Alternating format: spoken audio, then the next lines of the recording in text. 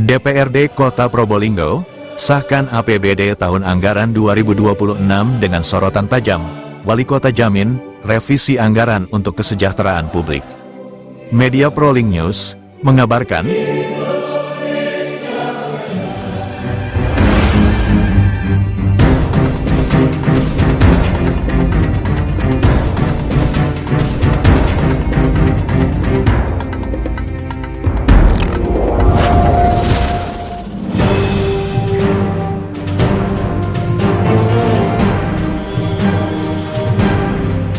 Dewan Perwakilan Rakyat Daerah (DPRD) Kota Probolinggo telah secara resmi menyetujui rancangan peraturan daerah APBD tahun anggaran 2026 dalam rapat paripurna pandangan akhir fraksi pada hari Sabtu, tanggal 29 November tahun 2025. Meskipun disahkan, penetapan APBD dengan total belanja sebesar 985 miliar 356 juta rupiah ini disertai sejumlah catatan kritis mendesak dari fraksi yang menuntut penyesuaian fundamental sebelum implementasi. Menanggapi rentetan kritik tajam dari legislatif, Wali Kota Probolinggo, Dr. Aminuddin, memberikan komitmen penuh bahwa pemerintah kota akan menjadikan seluruh rekomendasi sebagai pedoman wajib dalam penyempurnaan APBD sebelum ditetapkan menjadi peraturan daerah. Wali Kota menekankan bahwa tujuan akhir dari seluruh proses ini adalah untuk memastikan setiap rupiah anggaran memberi manfaat bagi peningkatan pelayanan publik dan kesejahteraan masyarakat Kota Probolinggo. Teman-teman sudah lihat bagaimana kita sudah menyepakati rencana APBD kita untuk 2026 ya, dengan berbagai macam catatan, beberapa poin. Itu akan kita analisa dan kita sesuaikan lagi dengan anggaran yang ada nanti. Termasuk jalan Cokro. Jalan Cokro termasuk ya, kita analisa lagi ide-idenya, kemudian visibility study-nya ya, bagaimana. Ini kan saran. Nah, ini kita analisa nanti. Insya Allah dengan adanya analisa yang lebih komprehensif berupa DID dan FS, visibility study, ini nanti bisa lebih. Hari jadi dan hari semi pro itu kan 2 tahun sudah tidak dianggarkan. Nantinya tahun 2026 gimana? Iya, kalau kemarin kan tidak dianggarkan tapi sukses gitu kan? Ya. Nah, iya, ya teruskan aja gitu kan? Iya. Dari semua program ini yang paling bikin menguras energi lebih politik apa Pak? Saya pikir ya ini kan tahapan politik semuanya kan. Jadi semuanya ya tahapan apa penyusunan namanya. hari ini kan lebih mudah daripada PAK. Lebih politiknya kalau PAK kan susah. Oh ya ini apa kerangka besarnya ya, kerangka besarnya ini nanti kita lihat bagaimana proses pelaksanaannya. Apakah kerangka besar ini tahapannya nanti oke sampai dengan Juli, Agustus, nah nanti baru kalau memang ada hambatan-hambatan kita baru mengarah ke pihak. Pak Wali dengan bisa apa beasiswa mahasiswa? Ya, Gimana? Yang 500 itu per tahun. Kemarin kan wacana katanya ya, Pak.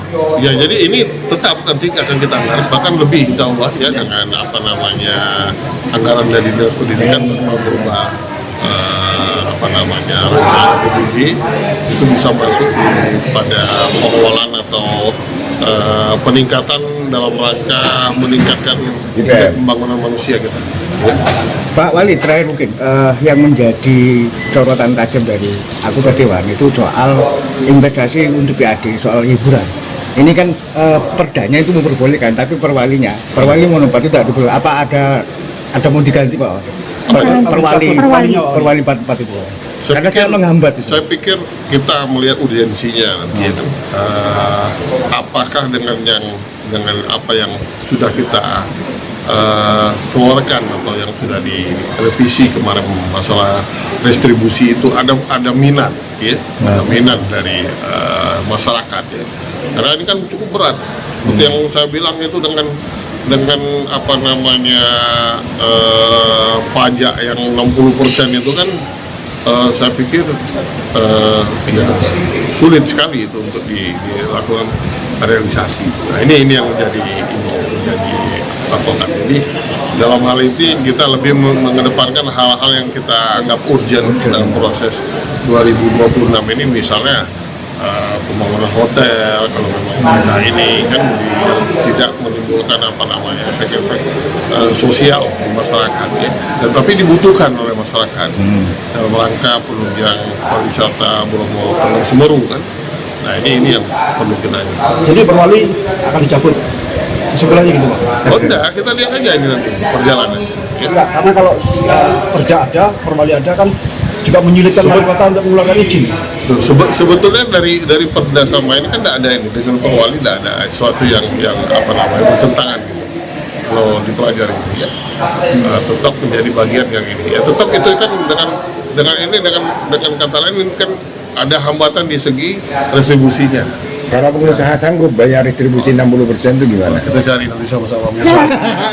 Secara spesifik, Dr. Aminuddin, yang memiliki latar belakang sebagai dokter, menggunakan analogi kesehatan untuk menanggapi kritik mengenai perencanaan program yang dinilai prematur atau terhambat. Ia menyoroti pentingnya kelanjutan program strategis, termasuk potensi masalah penyerapan anggaran di tahun mendatang. Ia mengkhawatirkan sekitar 20% anggaran mungkin tidak dapat direalisasikan sepenuhnya di tahun 2026, dan baru akan dilihat kembali peluang penyerapannya di tahun 2027, menuntut adaptasi cepat dari seluruh organisasi perangkat daerah, OPD. Ketidakseimbangan anggaran, dan tuntutan revisi total RAPBD 2026, mencatatkan defisit anggaran sekitar 49 miliar rupiah, dan penurunan signifikan dana transfer pusat. Namun, fokus kritik terbesar adalah pada ketimpangan ekstrim struktur belanja, kategori belanja yang sebesar 927 miliar 189 juta rupiah, atau 94,1%, dinilai tidak proporsional dan didominasi pos operasional birokrasi, dibanding alokasi anggaran 58 miliar 167 juta rupiah, atau 5,9% untuk belanja modal, dianggap terlalu minim untuk mendorong pertumbuhan ekonomi dan infrastruktur.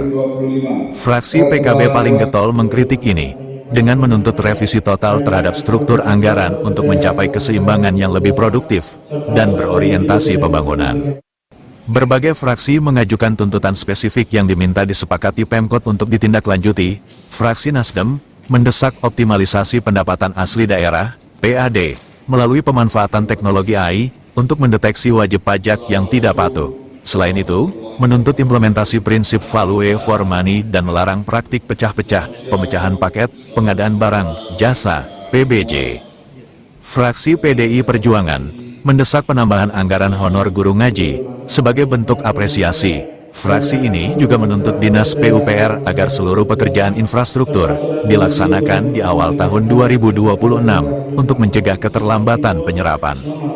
Fraksi Gembira, Gabungan Gerindra P3, mendesak Dinas Sosial P3A untuk segera merevisi dan memperluas alokasi bantuan sosial, khususnya sejumlah 110 lansia terlantar, wajib dibantu melalui program Rantang Sehat, melampaui kuota awal 50 orang, dan klarifikasi rincian mengenai pembagian tanggung jawab 97 anak yatim dengan Basnas.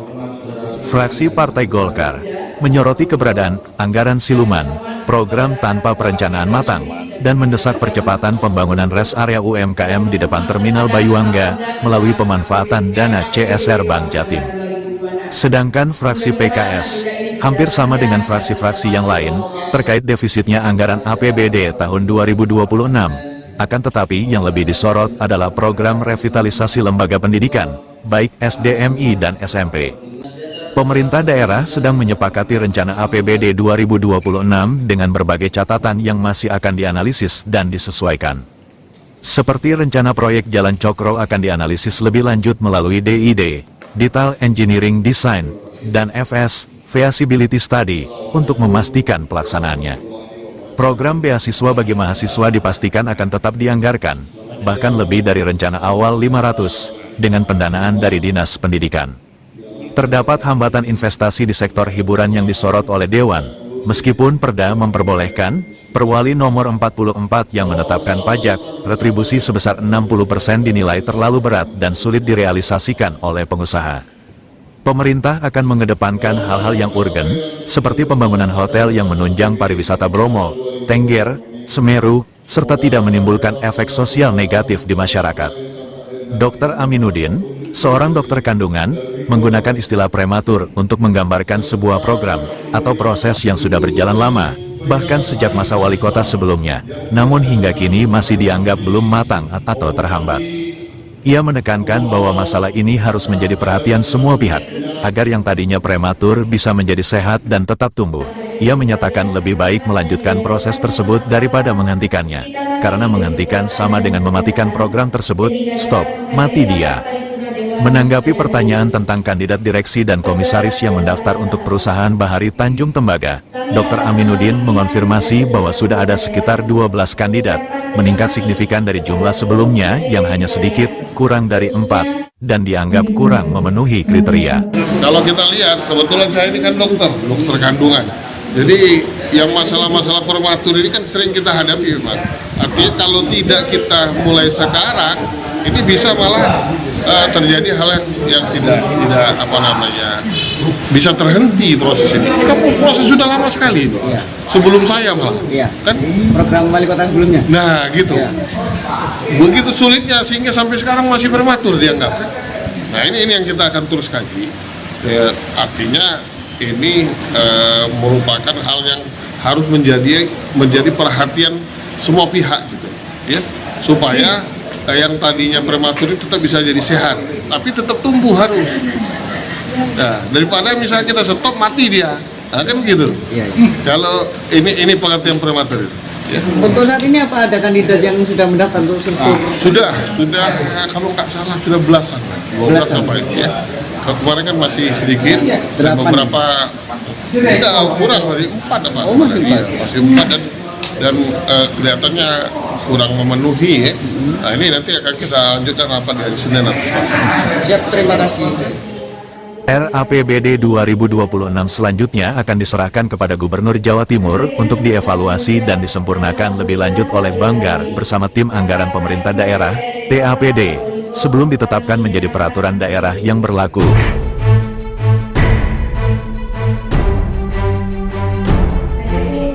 Dari kota Probolinggo, Jawa Timur, koresponden Prolink News mengabarkan.